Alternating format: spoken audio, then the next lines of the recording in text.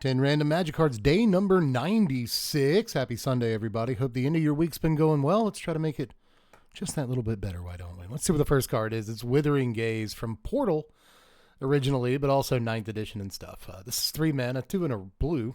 I was going to say red. Why? 2 and a blue for a sorcery. Look at your opponent's hand. For each forest and green card there, you draw a card. So I guess if you're up against mono green and they have some number of cards in their hand, it's okay. But even against mono green, this is sometimes just going to be like a divination, draw 2 at sorcery speed. But I guess when you can get it to be like a draw 6, draw 7, like that's so amazing, right? I don't really know what to give it. It is sorcery speed, which I don't like as much. It's a color hosing card. I don't like that as much, but it's pretty good when you're up against specifically green. I will give this a 4, which is probably a little bit too high. This is probably like a 2.2, because even against green, it's not going to be amazing all the time. What if they don't have any cards in their hand? You don't draw anything. It's just a dead card. It's actually kind of poopy.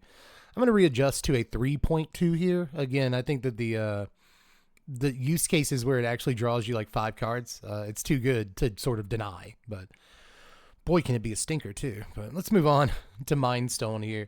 We've done Mind Stone before. This is actually one of my favorite mana rocks of all time. I really like Mind Stone. Sky Hunter Skirmisher from 5th Dawn. This is 3 mana, 1, 2 white for a 1/1 cat knight with flying and double strikes. The card I like because it kind of rhymes, right? 1 and 2 white for a 1/1 double strike cat knight. So you can make bars out of this card, but it's also kind of cool. I used to look at this card a good bit back in the day and be like, you're okay, aren't you? Now the answer is no.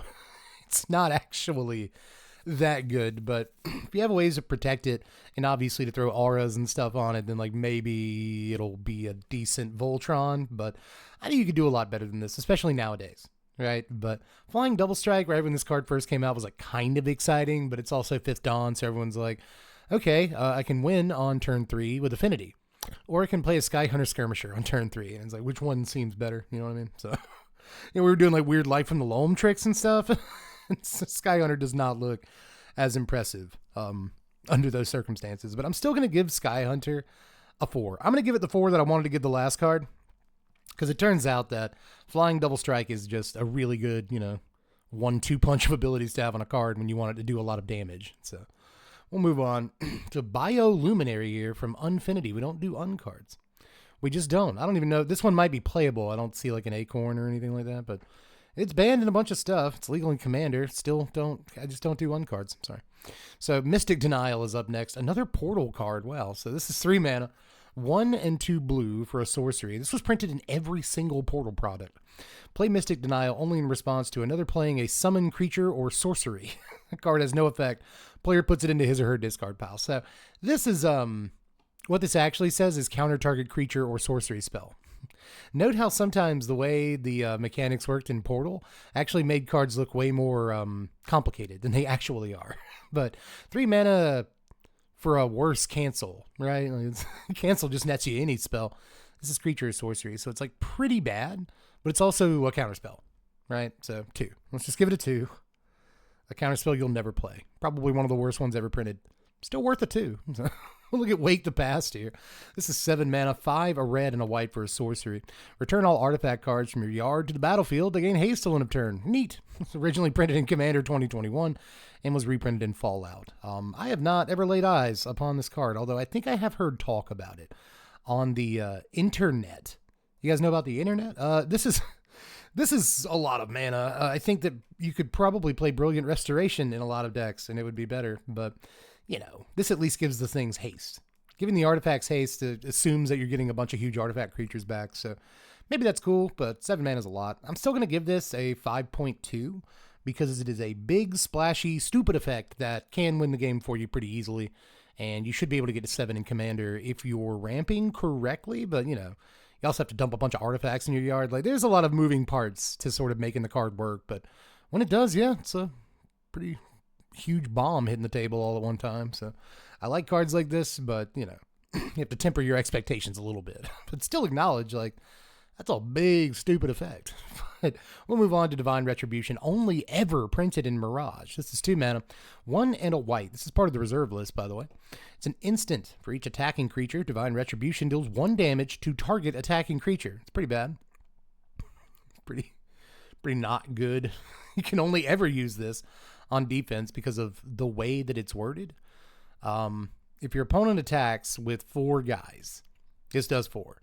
And we've had 2 mana instants that deal just 4 damage to an attacking or blocking creature. I think there might be one in standard right now, like Sonar Strike or something like that.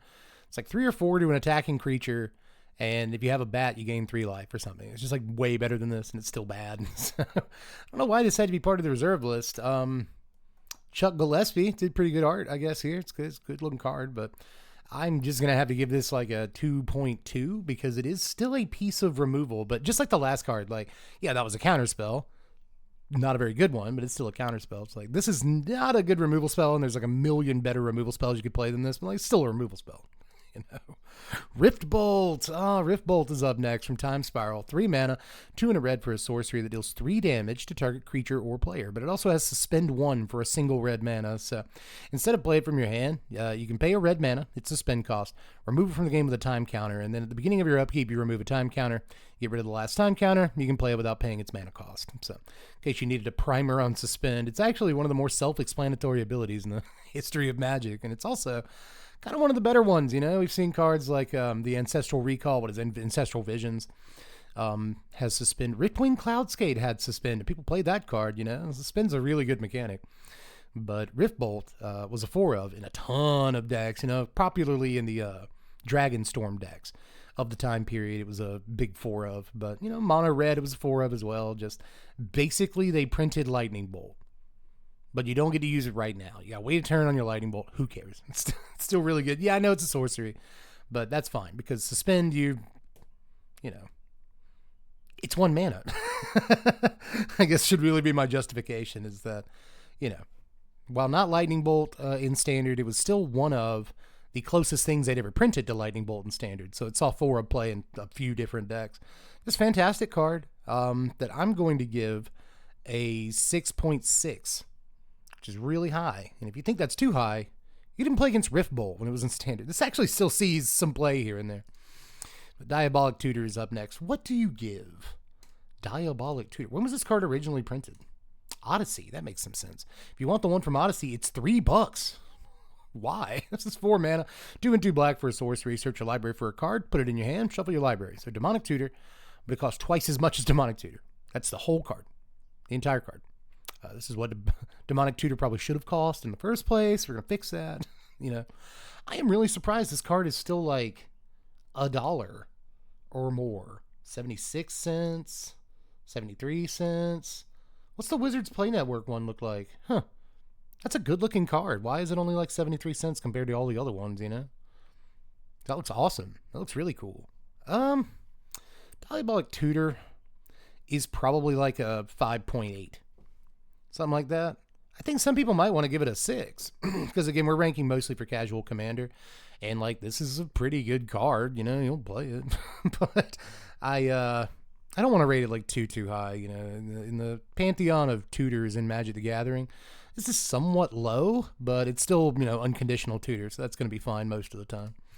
Next is Secluded Steppe. This is a land that comes into play taps for a white, or you can cycle it for a white. I think I said I was going to give these 7s, like pretty unanimously. I think the black and blue ones are the best of all of these for somewhat obvious reasons. Those decks want to draw cards, you know. They typically play slower, more methodical plans that are more into or just more able to leverage drawing cards. You know, in your mono white weenie, your aggro deck or whatever, I'm not sure how good this card is, but in a deck like mono white mid-range nowadays, I think this would be a pretty playable card, you know. So white has changed over the years. It used to just be like the weenie color, and it just does everything now. But yeah, these cards are typically very, very good. The lands you can cycle for a single mana, these are fantastic. So 7 all the way. Next is Double Cast from Core Set 2019. It does what it says. This is 2 red mana for a sorcery. When you cast your next instant or sorcery spell this turn, copy that spell. You may choose new targets for the copy. Usually reading the card explains the card. This is one of the few cards where reading the name explains the card. That's good. So this is just a good, solid fork effect. at sorcery speed. And even though it's not the best fork effect ever, I feel like it's a lot of the cards that we've seen today. It's like at the bottom in terms of its ability to do the thing it's trying to do, like that counter spell and that removal spell in white that we saw earlier. It's fairly close to the bottom in terms of that. Like it's not Galvanic Iteration, it's not Twinferno or anything like that, but it is still solid. It does the thing it wants to do. It says it's going to do at a relatively decent rate, right? So I'm just going to give this a 4.9 and kind of leave it at that because I think that's what it deserves. Not quite a 5. I'm not as big of a fan of fork effects as a lot of people are, but I do like them. Move on to Dry Spell from Homelands. Yeah, man. I like Dry Spell. 2 mana, 1 and a black for a sorcery that deals a damage to each creature and each player. I have talked about this before a couple of times in this series even. There's a time where in Standard, we called it Type 2 back then, you had to play some number of cards from every single set that was available to play in Standard. And this rule was implemented because of Homelands. It's not a very good set, and people just weren't playing anything from it. So you got to play some cards. And mostly people would add 4 serrated arrows, between the main and the sideboard. There'd be some number of serrated arrows. CGB put in a Mesa Falcon, and he's like he's kind of known for that. He put Mesa Falcons in his sideboard like when he was 12 years old. It was just a wee lad for a Type 2 event. And then Dry Spell was one of the other very sparing Homelands cards that would show up in sideboards mostly to fill out the requirement of, you have to play like 4 cards or whatever it is from each set. But Dry Spell was a good one, man. It would take out white weenie decks, the occasional mono red aggro decks of the day, anything where people were playing like small knights that have like 1 toughness. It doesn't work against Order of Light Beer, we used to call it. Doesn't work against that because that's pro black, right? But there are a number of especially small white creatures that this worked out really well against. It kills Lawnmower Elves too, and that was kind of important back in the day. It killed Finhorn Elder, that was kind of important back in the day. So there's a lot of like X1s that this actually did some work against back in the day. Let's say that over and over in Type 2. So I have to at least give Dry Spell like some love for its place in Magic history because it has a tiny one. Almost very minuscule, but it's there. It was there. It showed up, and it wants you to remember it. So here I am memorializing it. But I have to give Dry Spell like a 4.1 because this is theoretically a Wrath effect. It's going to take out a bunch of tokens and stuff. Like we see with Orcish Bowmasters, that sometimes 1 damage is enough. To be really annoying. And it also, it triggers Enrage on all your guys that have Enrage or dinosaurs and stuff. If that's a angle you want to look at it, it does hit players and like, okay, that makes it a burn spell in black, So it's not terrible. Sometimes after a combat step on your turn, you can kind of like take out a couple of your opponent's guys because, they didn't expect to get hit with Dry Spell after combat. So it's really not like terrible, although it does look terrible. Especially when you compare it to the other cards in Homelands, it's kind of fine, But that is it for Sunday, everybody. I really thought about pulling the trigger on a bonus card, but let's do it. Why not? What's stopping me? It's Roller Coaster. That's an uncard. Teferi. I get Teferi as the bonus card, originally printed in Time Spiral. This guy's a beast, man. 5 mana, 2 and 3 blue. For a 3/4 legendary human wizard with flash. Creature cards you own that aren't in play have flash. Each opponent can play spells only anytime he or she could play a sorcery. So, yeah, 2 ridiculous lines of text. All your creature spells you can play as instants on their turn, but they can't do anything on your turn. They can activate abilities, but they cannot cast spells. So this was played a good bit. Also in Time Spiral Standard, like way back in the day. There were control decks that leveraged Teferi like really, really nicely. The fact that he has flash was huge, especially back then. Even though he costs 5 mana, we're in a time where power creep hadn't reached the level that it has at this point. So a 5 mana flash guy was just like kind of good and unique, kind of unto itself. You didn't see a whole lot of this. But the fact that now you can play anything for the rest of the game with flash, all your creatures, most of your spells, right? Because that's how your deck is built. And your opponent's locked out. That last line of text is the best line of text on the card. Teferi's very good. And I imagine he'd be a fun commander if he weren't mono blue. And Mono blue and commander is a fool's errand, but I've seen people have fun with it before. So I don't know, man. I've always really liked this. I think it's my favorite iteration of Teferi, like ever printed, ever. So I'm gonna give you a 5.9. I'm gonna do it. Sure. Just a good, decent, like fun little commander that's unique and lets you do fun things while keeping your opponent from doing fun things, which you don't always love, you know, but once it is in play, you feel like a king, stinking thing. So yeah, Teferi's great. I'm going to give him a pretty decent score, but that is actually it for Sunday, everybody. I will see you bright and early to start your week. Bye.